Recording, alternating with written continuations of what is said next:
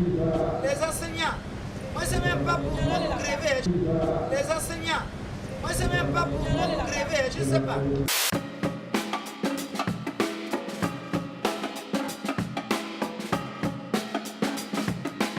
Bonjour très chers téléspectateurs et merci encore de nous rejoindre dans ce second numéro de votre zapping des DP.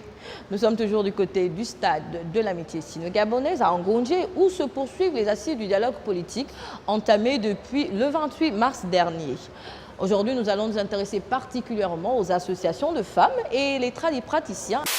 On retrouve donc Lolita qui allait tendre son micro aux différents panélistes. Zapping des DP, c'est parti.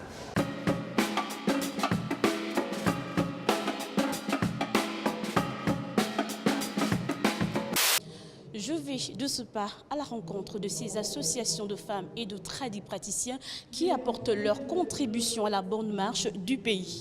Les tradipraticiens du Gabon, regroupés en associations, prennent part aux assises de la phase citoyenne du dialogue politique. Pour la plupart, inscrits dans les panels 3 et 4 qui traitent de la modernisation de la vie publique, de la consolidation de la paix et la cohésion nationale. Nous n'allons pas continuer à nous regarder en champ de faïence. Ce n'est pas possible. Il faut bien que nous arrêtons, que nous nous asseyons. Il faut bien que nous puissions rire les uns et les autres, que tu sois de l'opposition ou de la majorité. Non, nous sommes tous des frères. Nous savons que les Gabonais sont foncièrement traditionnalistes. Et peu importe votre situation géographique dans le pays, que vous allez du nord au sud, de l'est à l'ouest, il y a 3 grandes pratiques traditionnelles qui reviennent à chaque fois lorsqu'il faut rétablir la justice.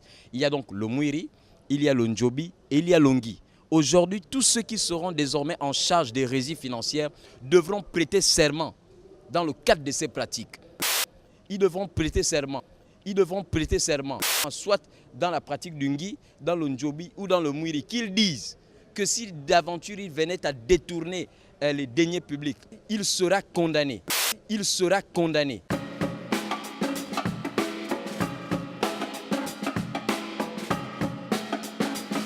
Au sein des panels 3 et 4, les associations de femmes représentées entendent bien défendre leur cause avec force et argument, celle d'une femme autonome et à même de participer amplement à la vie politique du pays. Nous défendons la création des activités génératrices de revenus. Par exemple, les femmes de mon association se regroupent et on suggère ça aussi pour d'autres femmes. J'ai proposé des distributeurs automatiques des ARV. Ça veut dire que les distributeurs automatiques des ARV seront inclus dans les distributions des banques. Nous voyons les GAB, la BGFI partout. Et là-dedans, un homme d'affaires, il va, il prend son argent et il clique la molécule qui lui manque, il prend ses ARV, il met dans le sac et il part. De l'éducation à l'accès aux services sociaux de base et la couverture sociale, tout y passe ou presque. C'est le cas de l'ONG Agapi qui s'occupe des peuples autochtones. Il était question de rappeler au gouvernement de se souvenir du peuple premier, les peuples autochtones, qui sont en fait mis en marge de tout ce qui est social au niveau du pays. La santé, l'éducation, la formation, et pour ne citer que ça, ils tirent leurs ressources des forêts. Et les forêts aujourd'hui sont déjà prises d'assaut par les opérateurs économiques. Alors qu'est-ce qu'eux, ils récoltent en retour? Il n'y a rien. Il y en a qui sont en train de se retrouver dans les villages, mais qui ne savent pas comment il faut vivre. J'ai demandé aussi que les populations autonomes soient impliquées, intégrées dans les institutions. Par exemple, au ministère de l'Intérieur, on devrait avoir un représentant autochtone. À l'Assemblée nationale, on devrait avoir un représentant autochtone dans les gouvernorats, dans les sous-préfectures et j'en passe. Des contributions soutenues axées principalement sur le nombre des mandats, aussi bien présidentiels, constitutionnels que ceux des parlementaires et du Conseil économique et social. Tout est passé au peigne fin. Les responsables des associations ont fait leur état des lieux assorti de suggestions. Nous avons par exemple, concernant l'organe principal de l'organisation et de l'arbitrage des élections, c'est-à-dire la CENAP, nous proposons qu'il y ait un institut des élections au Gabon.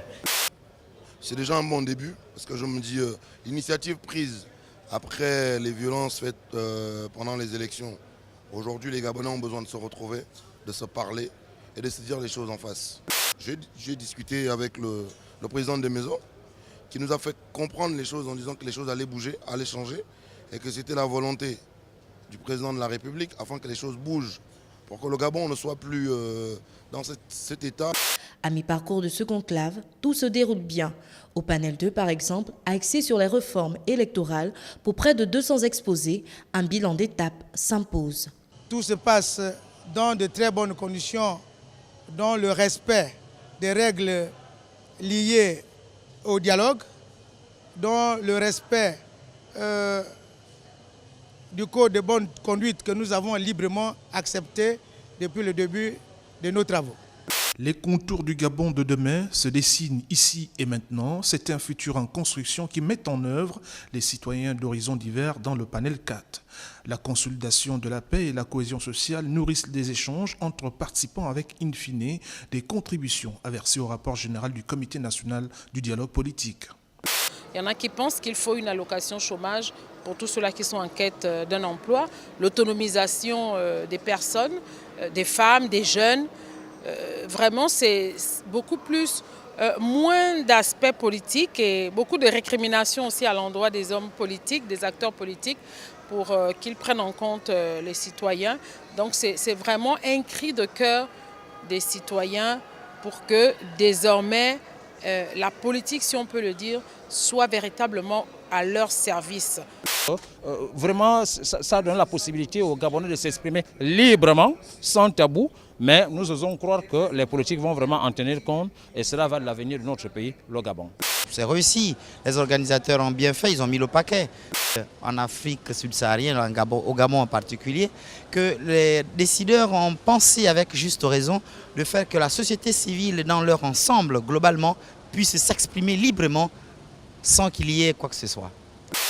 Merci, Monsieur le Président de la République, pour ce dialogue. Merci au nom du bureau de m'avoir permis de m'exprimer. Bravo à tous ces Gabonais et du changement qui ont cru et en ce dialogue en venant ici tous les jours. Vive le Gabon, je vous remercie.